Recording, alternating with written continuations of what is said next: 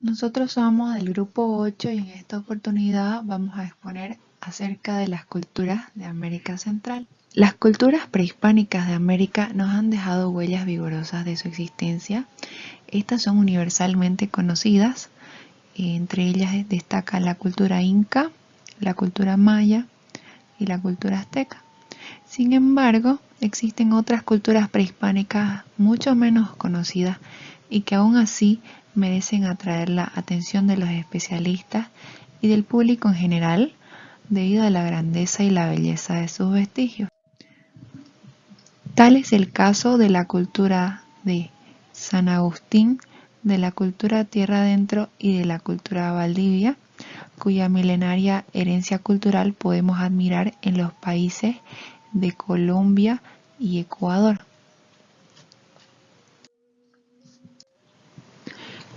Dentro de sus más significativos vestigios destacan los monolitos de San Agustín, las pinturas en tierra adentro y la orfebrería de la cultura Valdivia, que fue muy característica en esta zona. Se conoce con el nombre de San Agustín en Colombia a una importante región arqueológica en la que se han hallado varios centenares de escultura monolítica, que indican que allí floreció desde tiempos muy remotos una cultura que tuvo una organización completamente regida por ideologías religiosas muy propias y manifestaciones artísticas únicas en América Latina, y que hoy es objeto de estudio por parte de misiones científicas para establecer sus orígenes y los rasgos peculiares de este pueblo. Esta cultura se inició a partir del siglo 33 a.C. Posteriormente, en el siglo 7 a.C., ya es una cultura que presenta un considerable desarrollo según la fecha de carbono 14 de muestras orgánicas obtenidas recientemente asociadas a la agricultura, a la cerámica, a la orfebrería y al arte escultórico. Este pueblo había desaparecido cuando llegaron los conquistadores en el siglo XVI y se la denomina agustiniana por estar localizada en el municipio de San Agustín, que recibió ese nombre al momento de su fundación por los españoles. La necrópolis de San Agustín fue una región donde varias etnias sudamericanas constituyeron un complejo cultural y desde lugares distantes traían a sus muertos para poder sepultarlos, de la que forman parte el Parque Arqueológico Nacional de Tierra Adentro y el Parque Arqueológico de San Agustín. Esta cultura se desarrolló en el Valle del Alto Magdalena, al sur del departamento de Huila, al suroeste de Colombia, en el nudo que forma la cordillera de los Andes al dividirse los ramales. Está ocupado por los actuales municipios de San Agustín, de San José de Isnos y el Salado Blanco. El accidentado relieve que posee esta zona determina una rápida sucesión de climas, desde el frío del páramo de las Papas al templado en las vertientes y cañones de la cordillera.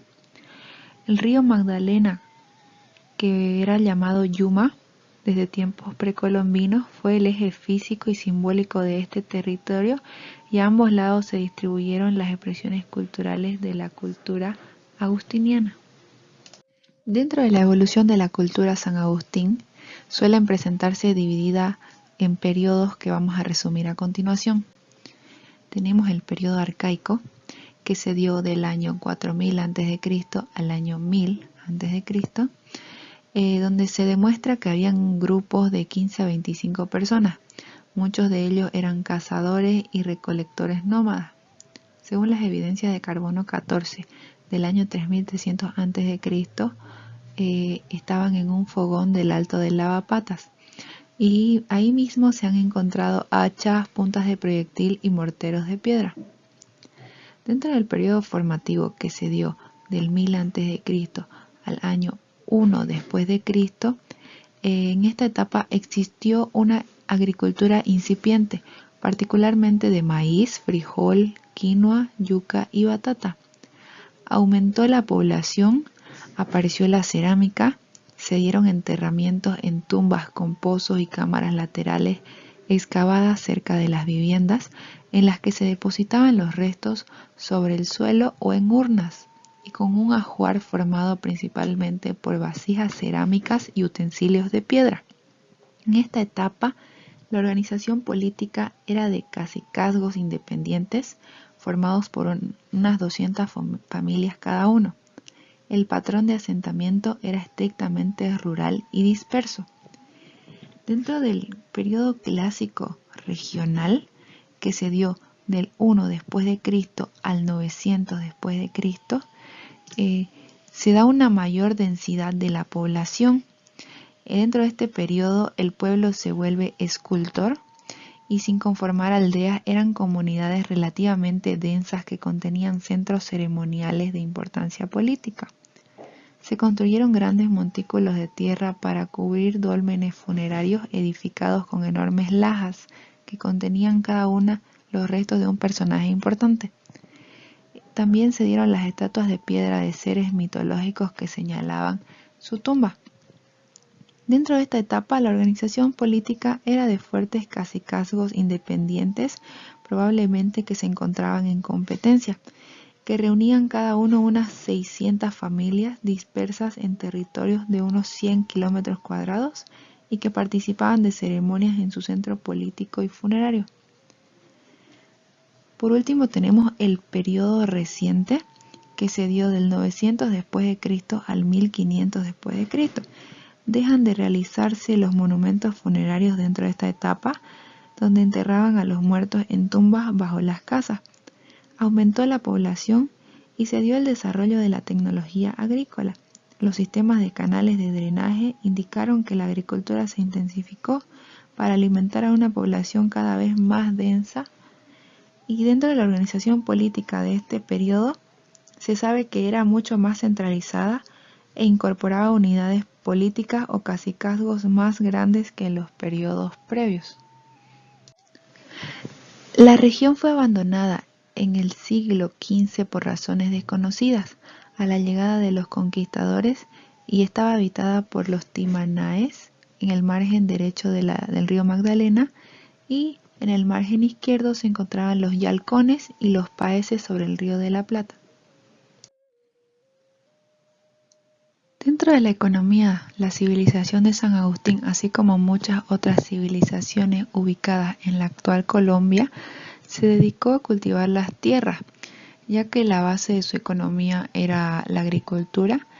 Cosecharon gran variedad de cultivos, entre los cuales incluyen el maíz, la papa, el maní y las frutas, pero también complementaron su economía con la caza y la pesca. Utilizaron técnicas avanzadas de canales y sistemas de riego, siendo el maíz la base de su alimentación y su cultivo, y este se hizo de una forma bastante extensiva. Dentro de lo que sería su religión, los sanagustinianos eran profundamente religiosos. Adoraban al jaguar, al águila, a la rana, la serpiente y otros animales. Concebían la existencia del alma y la representaron en una figura monolítica conocida como el doble yo, la cual podemos ver en la imagen de la presentación. La religión de los pobladores de San Agustín daba la misma importancia a la vida terrenal que a la vida del más allá, y por esta razón fue que se esmeraron en construir las tumbas de formas y tamaños variados, pero que iban de acuerdo con la importancia del personaje.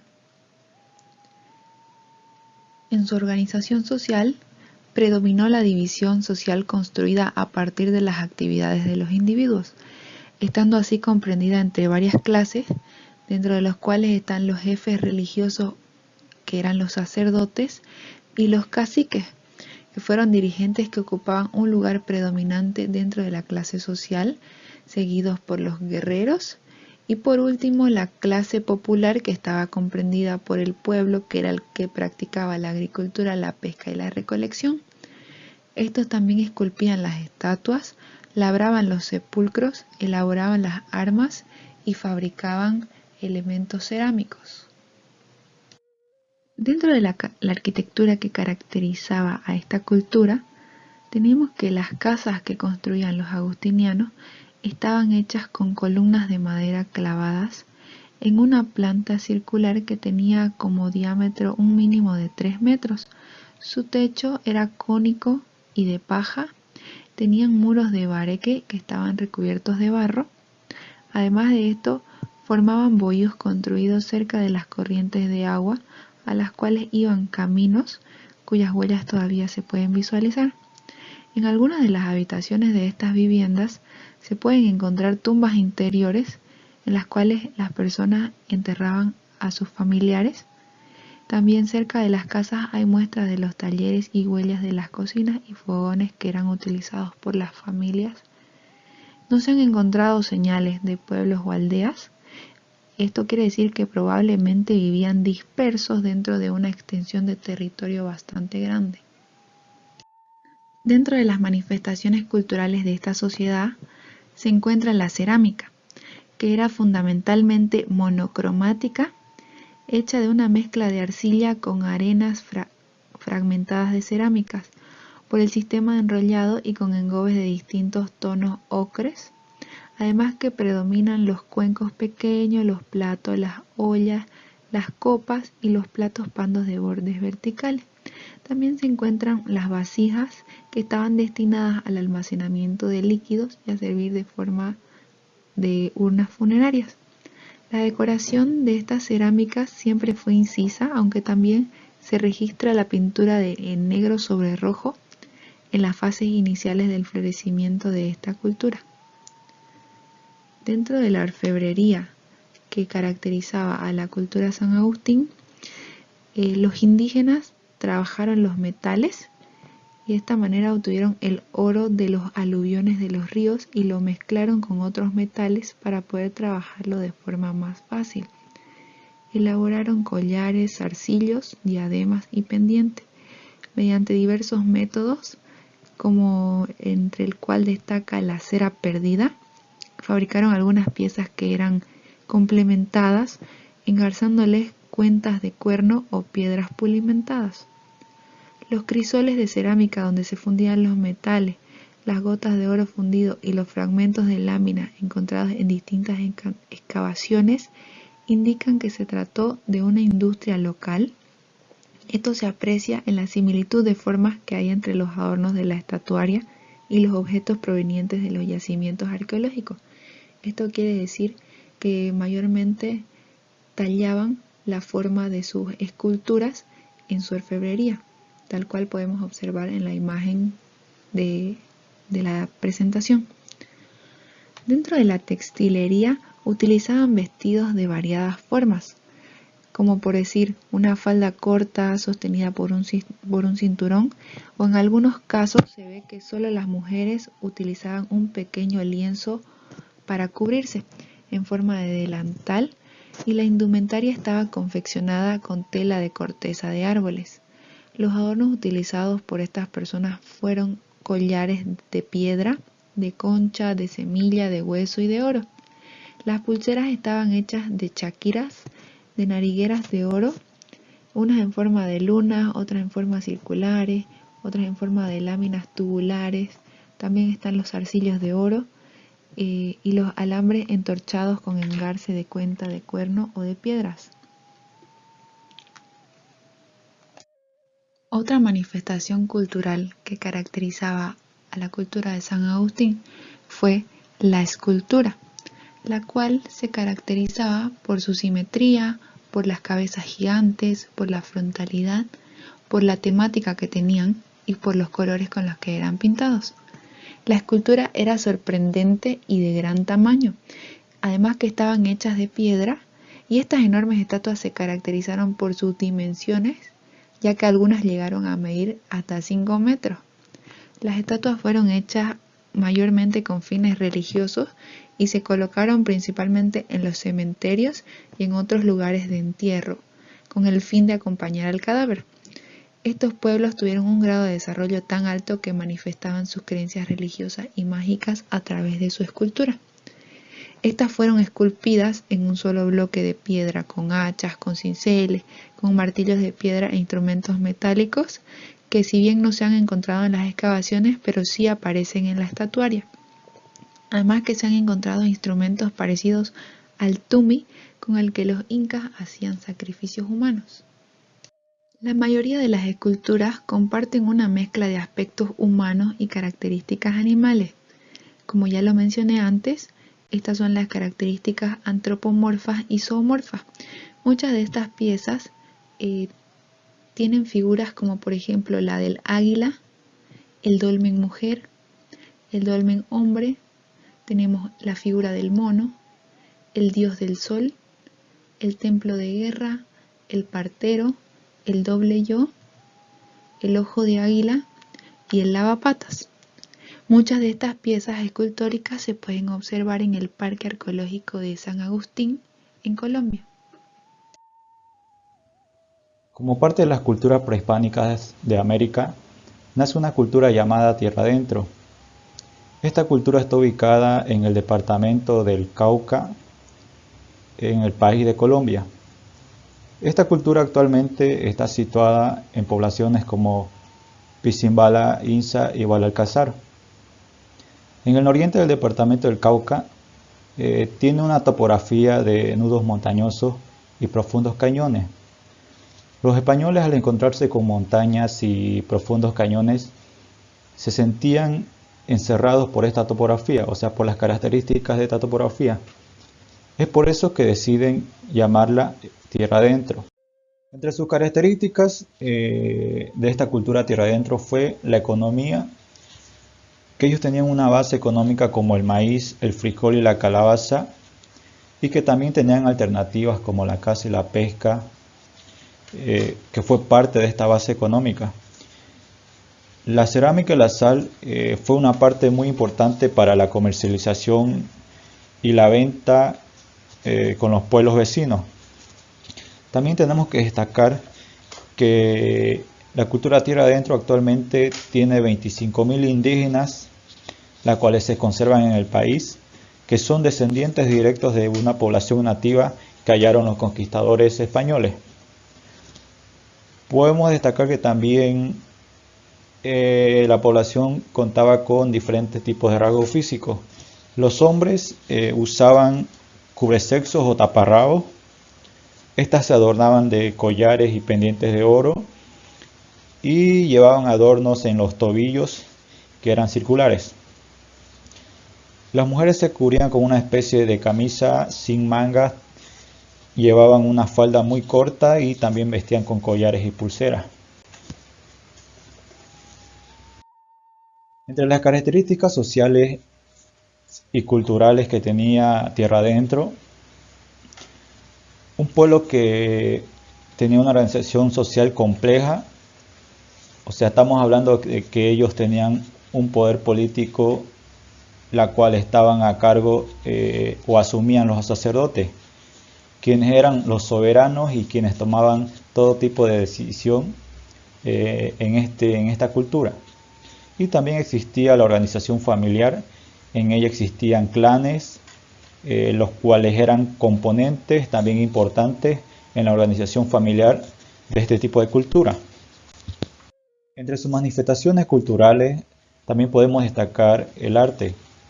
La gente o la población de Tierra Adentro colocaban ofrendas con objetos de cerámica y artefactos de oro dentro de estas cámaras funerarias llamadas hipogeos, en las cuales vemos rasgos muy importantes en estas máscaras. O sea, tiene un diseño que lleva una relación con algún individuo de alto rango.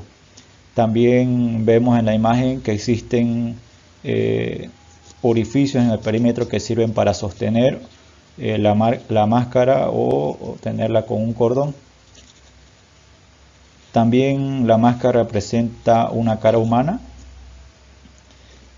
y vemos que en las partes de los párpados o mejillas vemos tallados simbólicos que pueden ser también como animales o algún símbolo característico al que podamos mencionar como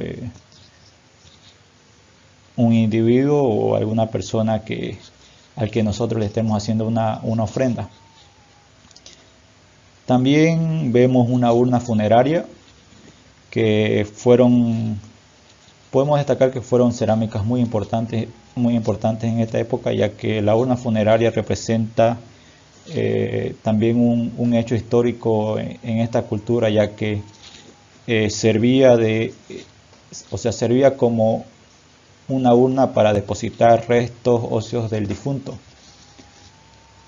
Esta urna está fabricada de arcilla, cuarzo y mica, la cual este tipo de materiales, evita que estas urnas se puedan romper al momento de la cocción. También tenemos que destacar otra de las manifestaciones culturales de Tierra Adentro, que era la estatuaría. Las estatuas estaban hechas de roca volcánica, las cuales se caracterizaban por tener simetría, rigidez y frontalidad. Estas estatuas representaban personajes muy importantes en esta época. Cabe mencionar, estos personajes eran sacerdotes, guerreros y seres mitológicos. También tenemos que mencionar a la orfebrería, que fue un arte o cultura importante de la cultura Tierra Adentro. En la orfebrería de Tierra Adentro, los rasgos son muy similares a la cultura de San Agustín. En la imagen vemos que hay una cabeza que representa una facción de diferentes tipos o mezclas como hombres, murciélagos, felinos, y también vemos una pulsera, que esta pulsera fue trabajada en una lámina muy delgada y decorada con figuras como caras, que son caras antropomorfas.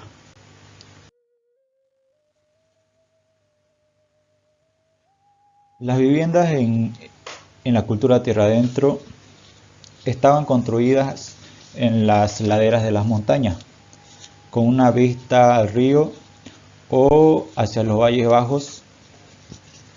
Si vemos en las imágenes, cada casa está separada una con otra, o sea que no existía ninguna trama urbana o algo ya bien definido como población. Lo que ellos buscaban era estar más cerca de sus campos de cultivo, ya que su base económica era la agricultura. Estas casas eran hechas de piso de tierra, tenían una estructura hecha con materiales de madera y caña, y tenían una cubierta que era un techo de paja. También en el centro de esta vivienda existía un fogón con 3 piedras, y en algunas casas fueron halladas zanjas, zanjas donde tenían la funcionalidad de la conducción del agua.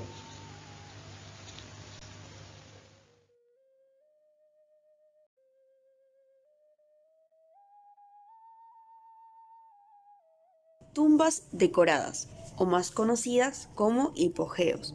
La espiritualidad de la cultura de Tierra Adentro se manifiesta de forma clara en la construcción de enormes complejos funerarios subterráneos llamados hipogeos. Estos cementerios se construyeron en profundidades que van desde los 4 hasta los 9 metros. Los hipogeos tenían como función ser mausoleos de varias generaciones de indígenas. Los restos de los muertos eran depositados en urnas o piezas de cerámica, especialmente decoradas para la ocasión. Estas construcciones son el último vestigio latente de la cultura de Tierra Adentro. Esta cultura mostró una profunda preocupación por lo sobrenatural, y esta preocupación se manifestaron en la construcción de gran número de tumbas encontradas y de su diferente número y calidad. El Parque Arqueológico. El Parque Arqueológico Nacional de Tierra Adentro es una reserva arqueológica declarada en 1995 por la UNESCO como Patrimonio de la Humanidad.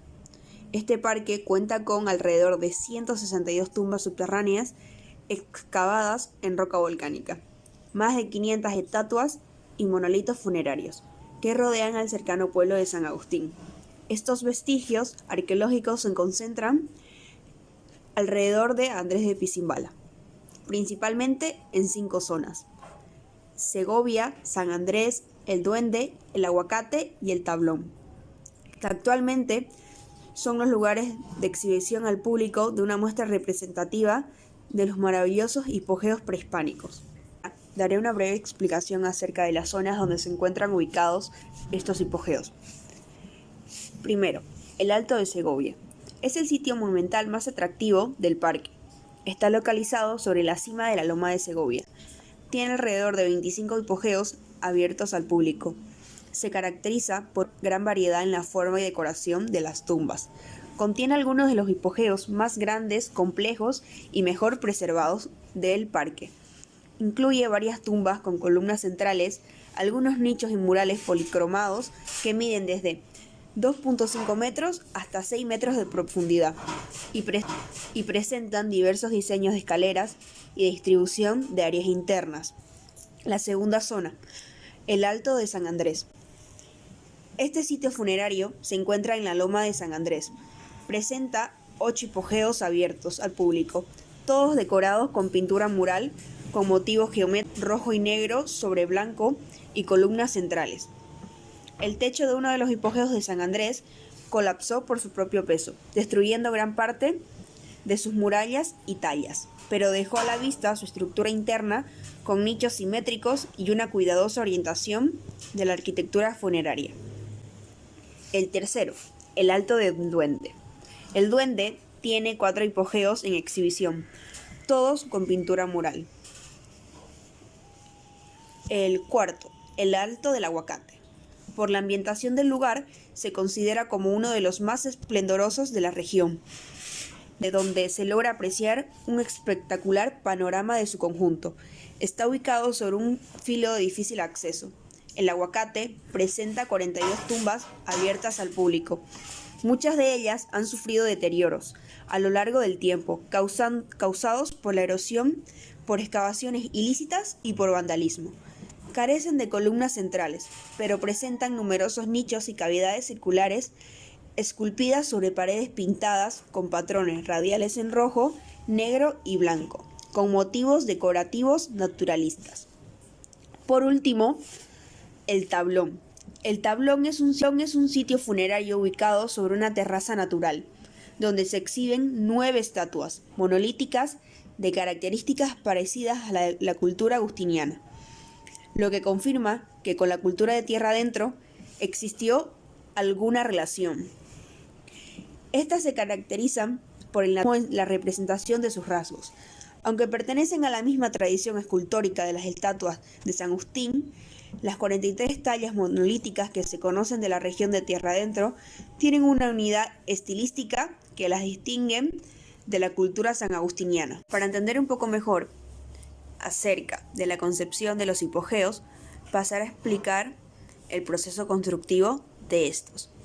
El arte que se produjo en tierra adentro tiene unas características muy propias que los distinguen de las realizaciones de otras culturas precolombinas, como es el caso de su especialización en arquitectura funeraria y a la integración de sus manifestaciones artísticas. El proceso de construcción es posible que se haya realizado de la siguiente manera, según el grado de complejidad estructural que estos tenían. El primer paso era la selección del sitio y localización del terreno. El segundo paso, la planeación y la orientación. Luego procedían al trazado del hipogeo sobre la superficie del terreno según sus características. Seguidamente, el cuarto paso era la apertura del pozo y talla de la escalera. El quinto paso, trazado de la puerta y apertura del corredor. El sexto paso, apertura del espacio de la cámara.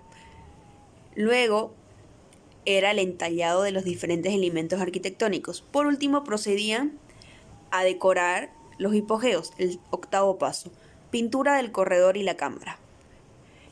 Y por último, el noveno paso, la decoración lineal con diversos motivos y colores. El primer paso para el proceso constructivo de un hipogeo es la selección del sitio y localización del terreno. En consonancia con la topografía de la región de tierra adentro, los hipogeos siempre fueron hechos en sitios altos. De esa manera aprovechaban los terrenos accidentados. También se escogieron las partes altas como lugares de especial significación religiosa, por la creencia de que estos sitios eran los más propicios y adecuados para establecer comunicación con las entidades celestes y por lo tanto así poder celebrar determinados ritos o rituales. Segundo paso, la planeación y orientación. Como cualquier obra arquitectónica, los hipogeos requieren una planeación determinada, más aún si se tiene en cuenta que se trata de un trabajo arquitectónico. En tierra adentro, al mismo tiempo que se excava el piso de roca, se van tallando los espacios internos que articulan el hipogeo.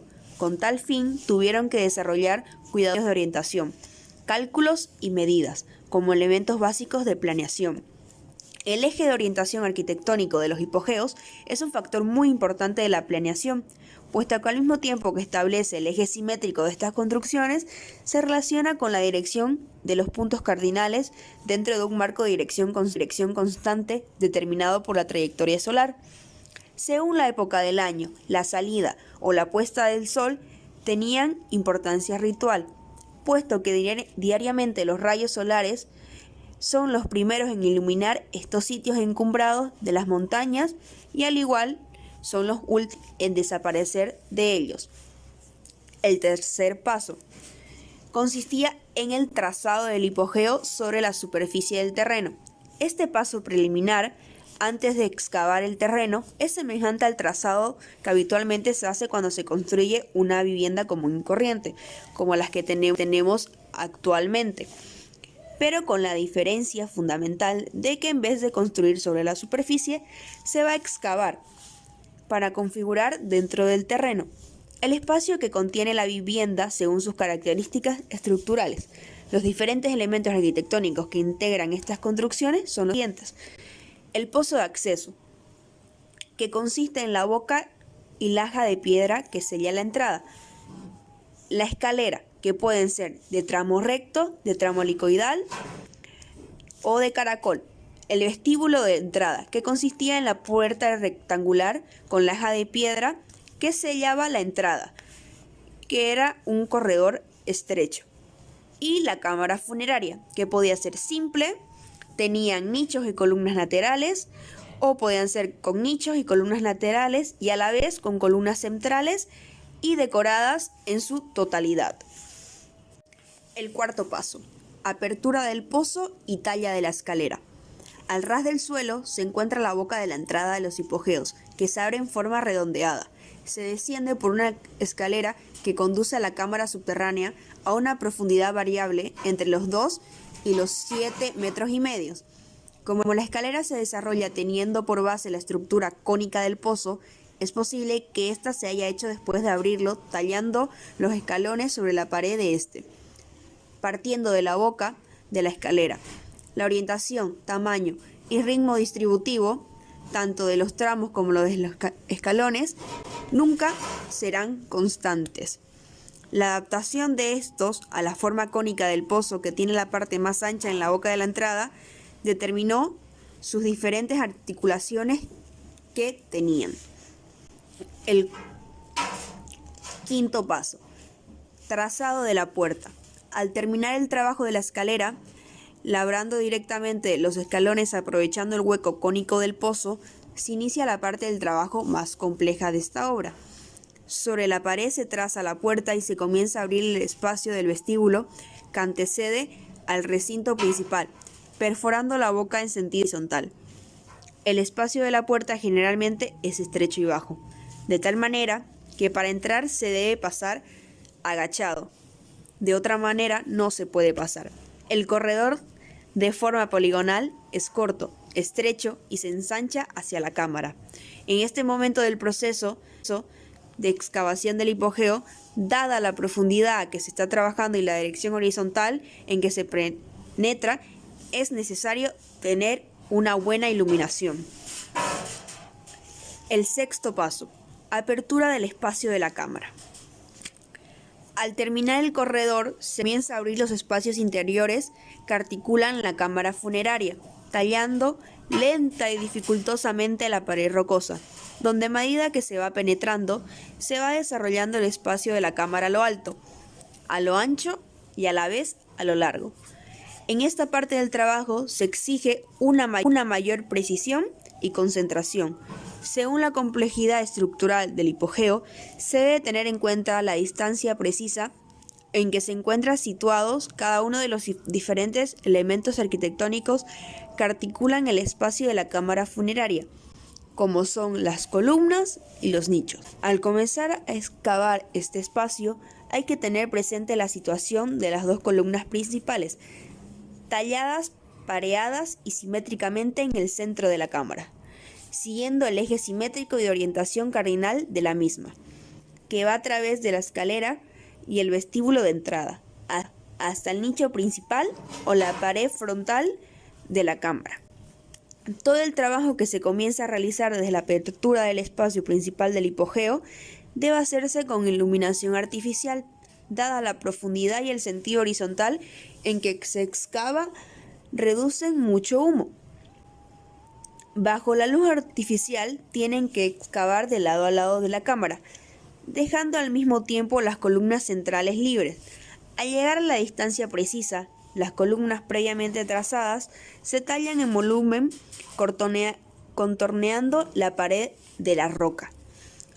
Al terminar la excavación de espacio de la cámara, se abren los espacios laterales de los nichos, que quedan separados entre sí por una gruesa columna que va adosada al muro. Séptimo paso. Entallado de los diferentes elementos arquitectónicos. Luego de configurar los espacios internos del hipogeo de manera general, se procede a entallar los elementos arquitectónicos, que como las vigas de la techumbre van en relieve, o las cabezas entalladas en la parte superior de las columnas que, aunque muy simplificadas en la ejecución de sus rasgos, ojos, nariz y boca, estos cuidadosamente ejecutados se distinguen perfectamente inscritos dentro de formas trapezoidales o rectangulares.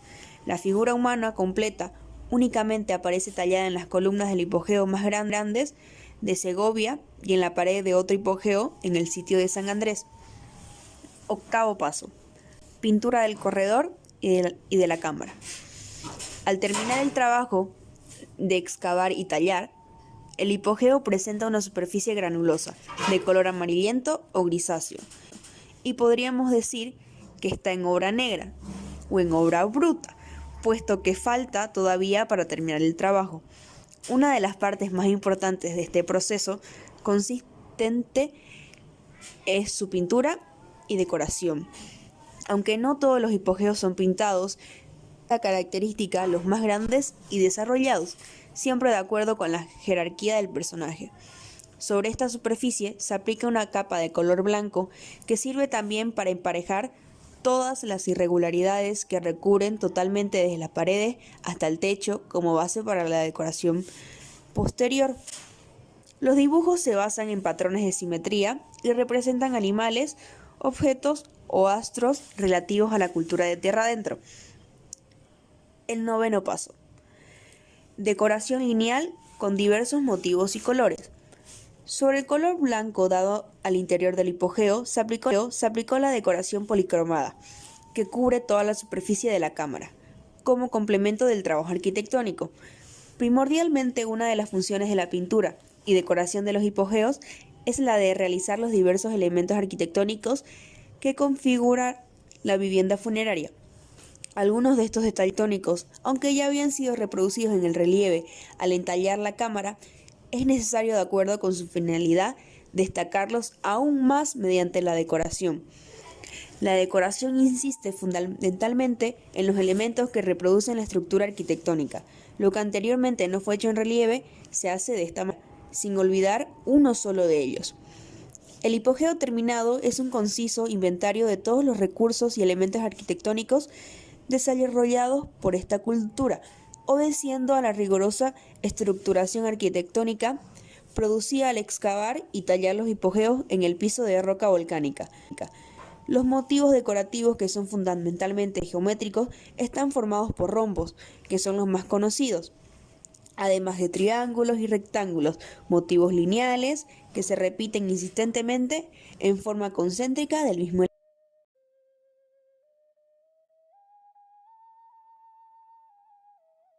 Orfebrería precolombina. Orfebrería precolombina es el arte de hacer objetos con metales preciosos en el periodo previo a la presencia de europea.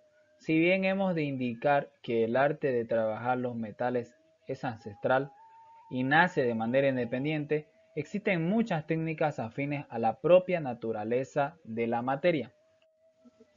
Los metales escogidos para estos fines son oro, plata, ambos de relevancia semejante. Las aleaciones más frecuentes son el bronce y la tumbaga. La tumbaga era el oro y el cobre con plata en ciertas ocasiones. Esta, por su bajo punto de fundición, supuso una mejoría en el finalizado de los objetos. Existían muchos métodos más para trabajar los metales, ya sea en frío o en caliente. Existían también otros métodos para realizar trabajos artesanales, ya sea la arcilla o el barro, con un poquito más de funcionalidad que la joyería. Existía la figura de arcilla, la cerámica y, como ya nombrada, los materiales que se usaban para la joyería. Esos eran los tres más frecuentes trabajos que tenía la orfebrería precolombina. Técnicas para trabajar metal en frío. El martillado, practicado sobre yunque y con martillo de piedra, con el fin de prevenir el resquebrajado de la pieza. Esta se sometía al templado, técnica que consiste en calentar al rojo vivo el objeto y someterlo inmediatamente a un baño de agua fría. Igualmente se practicaba el repujado, fórmula decorativa que igualmente se hacía en frío y que se asimilaba al martillado sobre una matriz. Por último, el retocado, que es un poquito más como que lo fino en este proceso, efectuado sobre lámina y con cincel de piedra. Este usado más para un tipo de detalles al terminado un trabajo hecho en metal.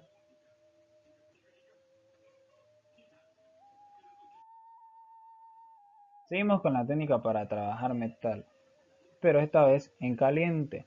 La cera perdida era una de las más significativas a la hora de practicarse, ya sea en América Latina o en Europa. Este procedimiento consiste en moldear la cera, el objeto anhelado. A continuación se cubre con una capa de arcilla semilíquida y se deja secar por varios días. Al calentar, la agrupación de cera se derrite, la arcilla se endurece y el espacio libre que deja la cera es ocupado por el metal en estado líquido, como se puede ver en la imagen.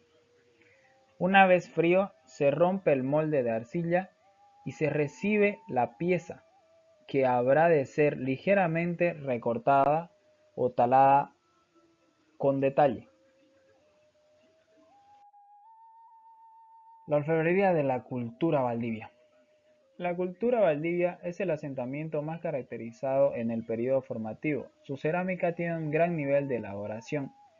La figura de barro creada a partir de la alianza hombre de arcilla produjo figuras que testimonian un pueblo amante del adorno.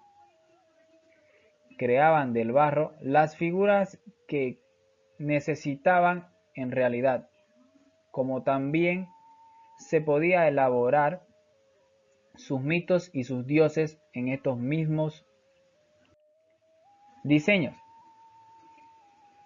Los vestigios de un pueblo que vivió junto a una naturaleza que necesitaba dominarla, son muchas las obras. Gracias a eso, ollas, cuencos y vasillas, que era más la necesidad funcional que le podían dar a esos objetos para la elaboración, ya sea de su consumo o de otro tipo de elaboraciones con detalles. Las máscaras de cerámica también eran parte de esta orfebrería y de esta cultura. Es evidente que en todo el litoral, desde el sur de la Esmeralda hasta el norte de la provincia del Oro, se usaban este tipo de orfebrería. Las máscaras eran usadas mayormente en adornos para fiestas o algún tipo de celebración o ceremonia religiosa.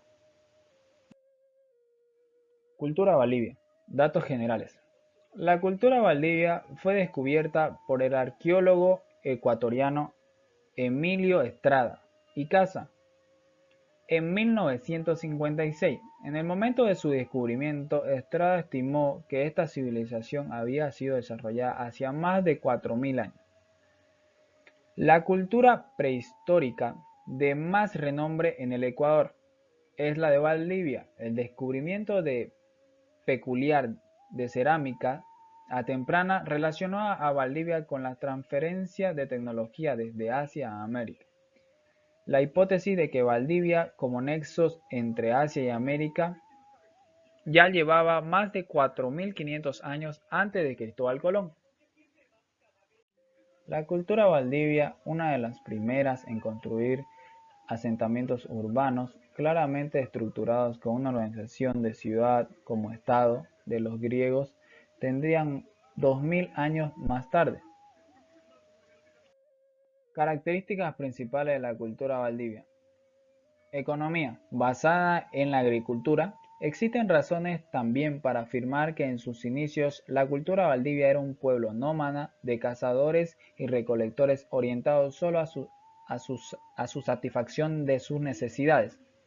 En cuanto a la agricultura, se han encontrado restos de herramientas, canales de riego y desechos vegetales, por la que se da en cuenta que cultivaban mandioca, batata, cahuate, calabaza, algodón, entre otros rubros. También practicaron la cría de algunos animales. Esto, junto a la agricultura, consolidó al estilo de vida con la que llevaba la cultura Valdivia.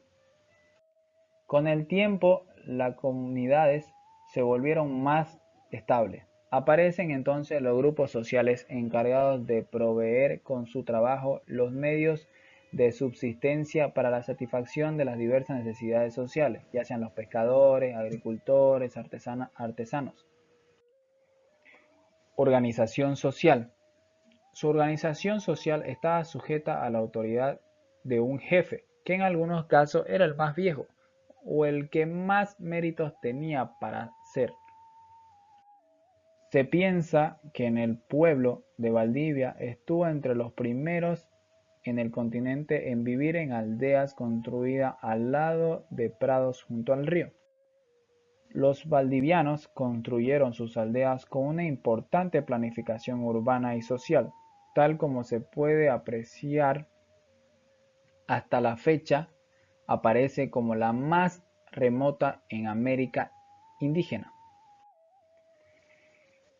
Estas fueron construidas con materiales perecibles, por lo que no se ha podido encontrar mayores vestigios de ella.